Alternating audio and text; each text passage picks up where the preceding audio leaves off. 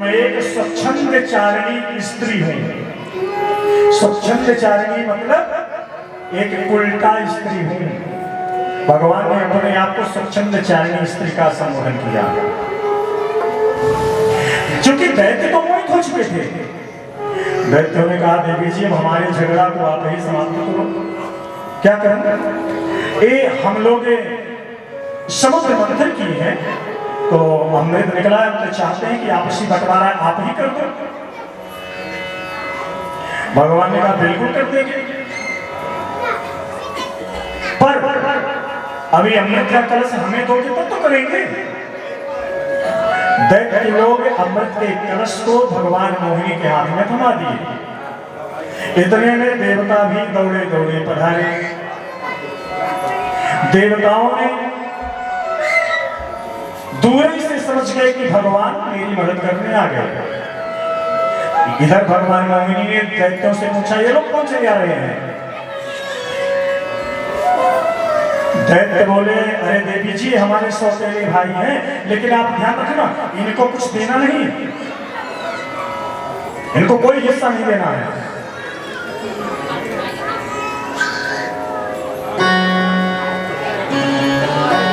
अब देवता बेचारे आके दूर ही खड़े। भगवान मोहिनी उस अमृत के कलश को लेकर के और बार बार उसको छांकते हैं। दैत्यों ने कहा कि देवी जी आप बार बार क्या देख रही हैं? भगवान मोहिनी ने कहा, मैं ये देख रही हूं कि गाढ़ा गाढ़ा नीचे है और पानी पानी ऊपर, तो किसको पतला पिलाऊं किसको गाढ़ा पिलाऊं? अब ये पहले मैं पीऊंगा, ये वाली समस्या खत्म। भगवान ने कहा, सुनो दैत्यों, एक काम करती हूँ, ये जो पतला पतला है ये तुम्हारे सौतेले भाइयों को पिला देती हूँ और गाढ़ा गाढ़ा तुम्हें पिला देती हूँ। कोई ये भी नहीं कहेगा कि ये अपने भाइयों का हिस्सा खाने वाले हैं। दैत्य बोले, देवी जी आपको पढ़ी लिखी मालूम पड़ रही है, बिल्कुल बिल्कुल पिला दीजिए। ये भी देवता भी क्या कहेंगे कि भाई का हिस्सा लेने वाले राक्षस नहीं है, पिलाइए पिलाइए। अब पहले इन्हीं को पिलाइए। अब दैत्य बेचारे चालाकी करने लगे कि गाढ़ा बाद में मैं पीऊंगा। देवताओं की और दैत्यों की पंक्ति बैठ गई। भगवान सबको अमृत बांटते हैं, देवताओं को अमृत बांटते हैं और एक दैत्य की ओर देख करके मुस्कुराते हैं।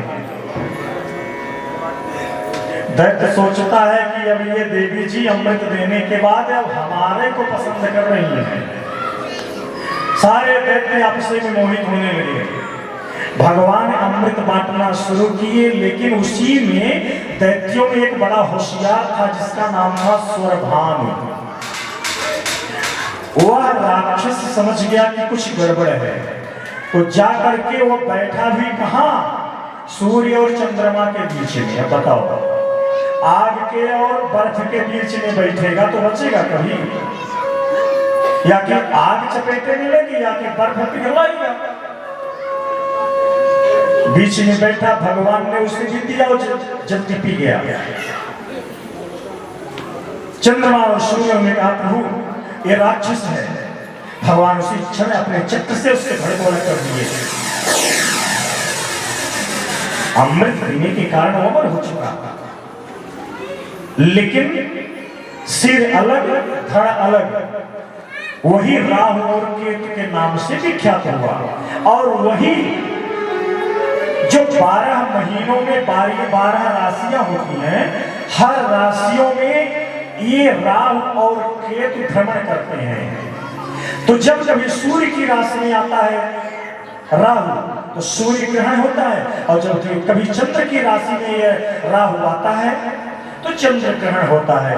जैसे भी एक दो दिन में 8 तारीख 21 दिन है, 8 तारीख को भी चंद्र ग्रहण होने वाला है। और ये ग्रहण भी बड़ा महत्वपूर्ण है। इस ग्रहण में आप लोग जरूर एक बात ध्यान रखेंगे, बातें आगे इसलिए बताना पड़ रहा है। ये जो सूर्य ग्रहण हुआ ये भी बड़ा प्रभावशाली था, और ये चंद्र ग्रहण भी बड़ा प्रभावशाली है। विशेषकर ये चंद्र ग्रहण वृष राशि वालों के लिए, और कुंभ राशि, तुला राशि, मकर राशि और मीन राशि, ये 5 राशियों के लिए बड़ा ही लाभकारी है और वैसे सब के लिए है। तो आप लोग ग्रहण के समय में एक काम जरूर ध्यान रखा करें कि ग्रहण के समय में आपके घर में कोई बना हुआ भोजन न रहे। पहली बात, ग्रहण पड़ने के चंद्र ग्रहण पड़ने के 9 घंटे पहले से आप लोगों को जो खाना है तो खा सकते हैं। उस समय सूतक समय नहीं खाना चाहिए। पर मान लीजिए कुछ ऐसे बच्चे वृद्ध हैं, नहीं मान रहे हैं, तो ग्रहण काल के समय में आपके घर में कोई जूठा भोजन नहीं होना चाहिए। और दूसरी बात, ग्रहण काल के समय में आप यदि कोई काम कर रहे हैं तो उसको रोक दें। चाहे खेत काट रहे हो, चाहे घर का कुछ काम कर रहे हो, उस वक्त में आप कोई भी काम ना करके आप किसी स्थान में अपने घर में बैठ के और श्री राम जय जय राम इसी मंत्र का आप जप करें। कब तक? जब तक वो ग्रहण चले। और ग्रहण के बाद आप स्नान करके और चंद्रमा के सामने अपने आंगन में 7 दीपक रखिए। 2 दीपक का मुंह पश्चिम साइड को हो और 2 दीपक का मुंह पूर्व साइड को हो और 2 दीपक का मुंह उत्तर दिशा की हो और एक दीपक जो बीच में आपको रखना है, 2 और बीच में एक दीपक। उस दीपक का मुंह किधर होना चाहिए? पूरब होना चाहिए। ये 7 दीपक आप जला के रखें, आपके ऊपर ग्रहण का कोई दोष नहीं पड़ेगा। और यदि आपकी राशि में कोई ग्रहण का दोष है भी तो आपका ये दोष मिट जाएगा और आपके जीवन में जो अनुकूलता आएगी आप उसका चमत्कार का अंदाजा नहीं लगा सकते हैं। बड़ा गुप्त रहस्य है। इतना केवल आप करके देखेंगे। ग्रहण काल के समय में भगवान का कीर्तन करें, ग्रहण के बाद दीपक जला के रखें और स्नान जरूर करें। और इसके बाद ग्रहण काल के समय में जो दान दिया जाता है वह अक्षय दान होता है। आप ग्रहण के समय में जो दान करते हैं वह 1 साल के अंदर कहीं न कहीं से टकरा के आपके जीवन में लौट के आता है। इसलिए ग्रहण काल के समय में जो जिनके पास है, जिनके पास ही नहीं है, लाखों का करोड़ों का भी दान करते हैं। ग्रहण का बड़ा ही महत्व होता है। तो आपको जितना बताया गया उसका यदि पालन कर लेंगे तो ग्रहण का लाभ है आपको अच्छा से अच्छा मिलेगा। आपके राशि में यदि कोई दोष नहीं होगा तो दीपक मात्र जलाने से आपका वो दोष खत्म हो जाएगा। बोलो राधे राधे। ये चंद्रमा और सूर्य के बीच में ये राक्षस बैठा और अंत में यह राहु और केतु के नाम से प्रसिद्ध हुआ। अंत में देवासुर संग्राम हुआ जिसमें सारे देवताओं ने दैत्यों को मार डाला। कोई भी राक्षस बचा नहीं और देवताओं ने अपना सारा राज्य वापस ले लिया। शुक्राचार्य जी ने अपने संजीवनी विद्या के द्वारा दैत्यों को पुनः जीवित किया और सारे दैत्य जहां तहां भटकने लगे। अंत में राजा बलि ने ब्राह्मणों की सेवा करना शुरू किया। शुक्राचार्य जी के आदेशानुसार शुक्राचार्य जी ने कहा, यदि बलि तुझे राज्य चाहिए एक काम करना। क्या?